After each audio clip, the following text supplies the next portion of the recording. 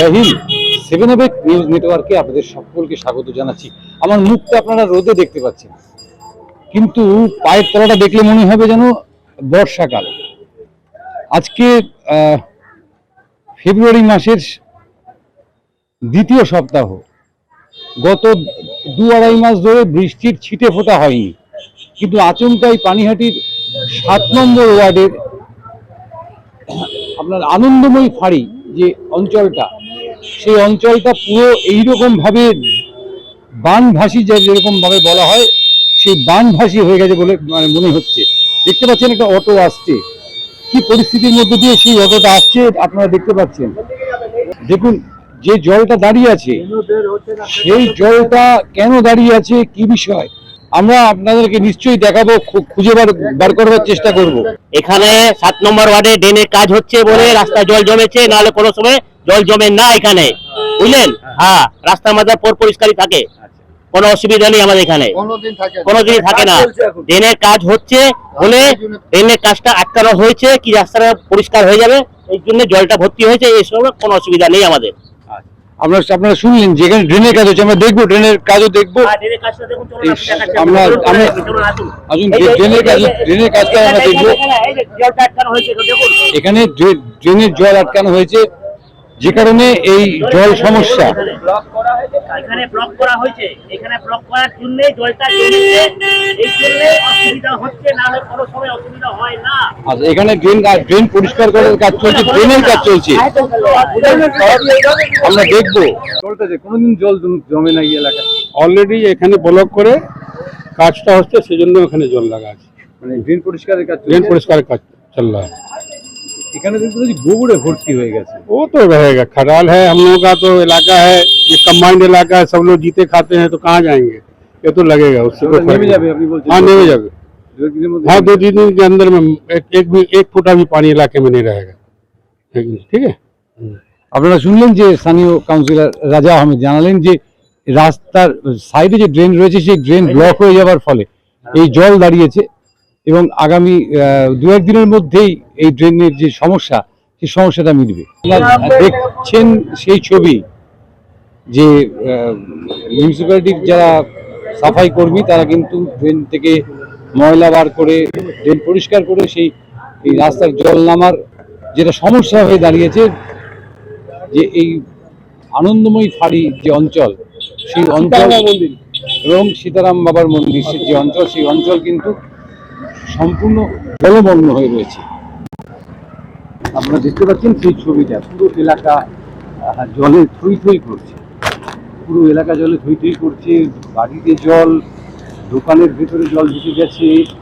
সাধারণ মানুষের যে মানে দুরবস্থা, সেটা কিন্তু আপনাদের কাছে একদম পরিষ্কার। আমরা অবশ্যই কথা বলবো স্থানীয় পৌরপিতার সাথে, তিনি কি জানান সেটাও আমরা শুনবো। একদম বর্ষাকালের স্মৃতি যেন ফিরে আসছে আমাদের এই বসন্তকালে। বর্ষাকালের স্মৃতি ফিরিয়ে দিচ্ছে এই বসন্তকাল। মানুষের অসুবিধার অন্ত নেই, সেটা বুঝতেই পারছি, কারণ এই শীতের মধ্যে, অর্থাৎ ঠান্ডা কমলেও এখন শীতকাল, এবং প্রত্যেকটি গলিতে জল রয়েছে, প্রত্যেকটি গলিতে জল রয়েছে। আমরা দেখতে পাচ্ছি যে প্রত্যেকটি গলিতে জল রয়েছে, এবং এখানে অজস্র খাটাল রয়েছে। আপনারা সেই খাটালগুলোর ছবি দেখতে পাচ্ছেন, অজস্র খাটাল রয়েছে। সেই খাটালগুলোর যে জল, সেই জল কিন্তু ঢুকে যাচ্ছে এই এলাকায়, ঘরে ঢুকে যায়। আমরা চলতে ফিরতে পারছি না, এটা তো নোংরা জল, এটা বিষাক্ত।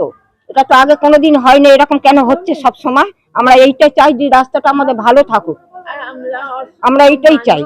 আপনারা এদিক দিয়ে যাতায়াত করতে পারছেন? আমরা করতে পারছি না, কেউ বয়স্ক লোক পড়ে যাচ্ছে, কেউ মানে হয়ে যাচ্ছে, কালকে চালের বস্তা পড়ে গেছে, ভ্যানে এসেছিল, এই সমস্যার আমাদের এইখানে আছে। আপনারা দেখছেন যে মানুষ, সাধারণ মানুষ কিন্তু তাদের খুব উগড়ে দিচ্ছেন যে কেন এরকম ঘটনা ঘটছে। আমরা আটকে এগোবো, আমরা আরেকটা অন্য রাস্তায় চলে এসেছি।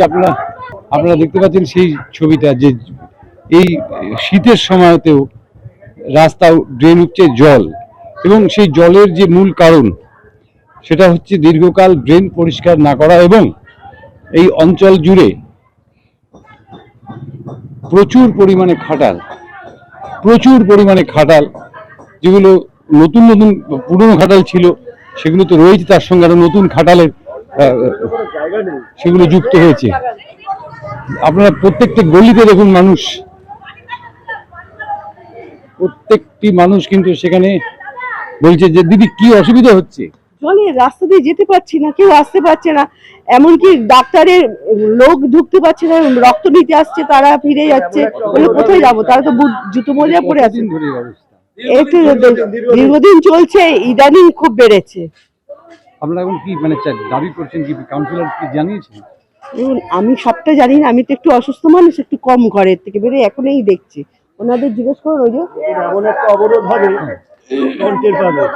এমন একটা অবরোধ হ্যাঁ, ঘর থেকে নামা, ঘরে খাওয়া দাওয়া বন্ধ হচ্ছে, মুশকিল হচ্ছে।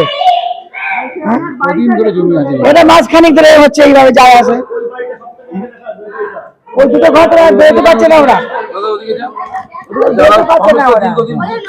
আমরা বুঝতে পারছি, আপনারা বুঝতে পারছেন যে হ্যাঁ দিদি কি করে আমরা যাবো, বাস করতে একটা গাড়ি বেরোতে পারবে না রাস্তায়।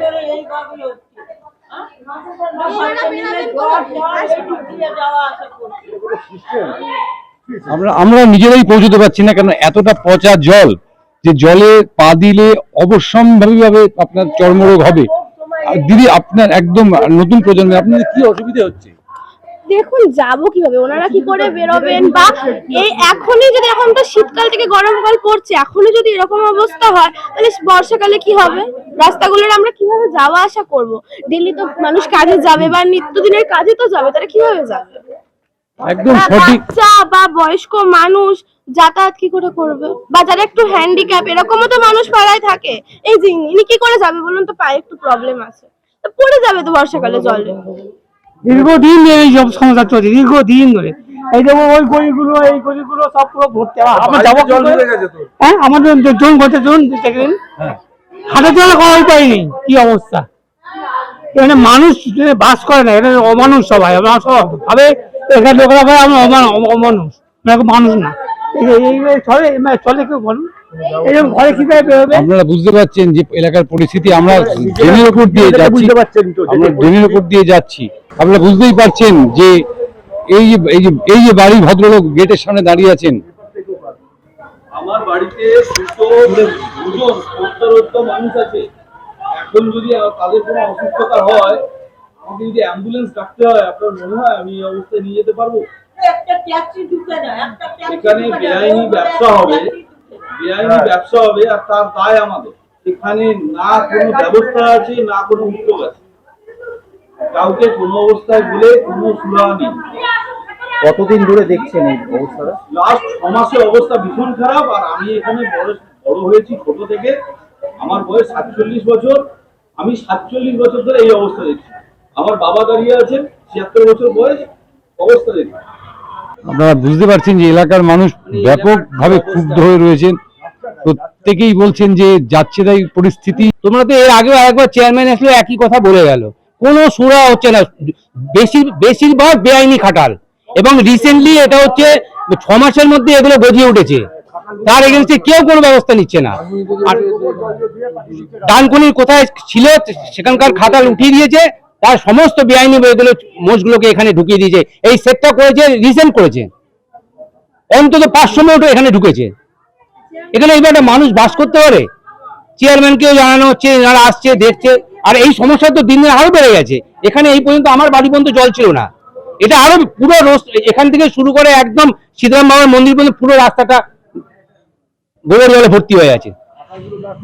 আপনারা বুঝতে পারছেন যে রোজ অ্যাক্সিডেন্ট হচ্ছে এবং বেআইনি, একদম সরাসরি অভিযোগ উঠলো যে বেআইনি ব্যবসা চলছে। আমরা আপনাদেরকে দেখিয়েছি খাটাল। এলাকার মানুষ কিন্তু ধীরে ধীরে আপনার বিক্ষুব্ধ হয়ে পড়ছেন এবং যে অভিযোগটা হচ্ছে সেই অভিযোগটা কিন্তু সাংঘাতিক। আমরা অবশ্যই সবার সাথে কথা বলবো, আমরা অবশ্যই এই সমাধান খুঁজে বার করার চেষ্টা করবো। পানিহাটি পৌরসভার 7 নম্বর ওয়ার্ড থেকে বলছিলাম, আপনারা দেখলেন, এবং একসঙ্গে 6 নম্বর ওয়ার্ড, 6 এবং 7-এর যে সংযোগ স্থল, এক হচ্ছে আনন্দময়ী ফাঁড়ি এবং তার সঙ্গে সংলগ্ন যে এলাকা, সেই এলাকাবাসীদের অভিযোগ যে একটা বেআইনি ব্যবসা এখানে শুরু হয়েছে। অর্থাৎ খাটাল। আমরা বারংবার বলছি যে খাটাল এই জনবহুল এলাকায় আদৌ বৈধ কিনা, আইনত বৈধ কিনা, সেটা কিন্তু আমাদের ভেবে দেখতে হবে। কারণ আপনাদের মনে থাকতে পারে যে আগরপাড়ায় এই অঞ্চলে সবচেয়ে বড় যে খাটাল ছিল, সেই খাটালটিকে উঠিয়ে দেওয়ার পরে কিন্তু সেখানে এখন একটি বিশ্ববিদ্যালয় তৈরি হয়েছে। এত বড় খাটাল এই সমস্ত এই ঘিঞ্জি বসবাসকারী মানুষজন, তাদের জন্য কতটা ক্ষতিকারক হতে পারে, শারীরিকভাবে ক্ষতিকারক হতে পারে, তাদের দৈনন্দিন জীবনযাত্রার পক্ষে ক্ষতিকারক হতে পারে, সেটা কে ভাববে আমরা জানি না। আপনারা কাউন্সিলরের কথা শুনলেন, উনি বললেন যে আগামী কয়েকদিনের মধ্যেই এই জল সমস্যা মিটিয়ে দেবেন। আমরা চেষ্টা করব পৌর ঊর্ধ্বতন কর্তৃপক্ষের সঙ্গে কথা বলতে, তারা কি বলে সেটাও শুনবো, এবং আমাদের নজর থাকবে এই রাস্তার দিকে, এই অঞ্চলের পরিস্থিতির দিকে। 6 এবং 7 নম্বর ওয়ার্ডের এই জল পরিস্থিতির দিকে কিন্তু আমাদের নজর থাকবে। ক্যামেরা শ্যামল পালের সঙ্গে চন্দন সেনগুপ্ত, 7 নিউজ, আগরপাড়া। জয় হিন্দ।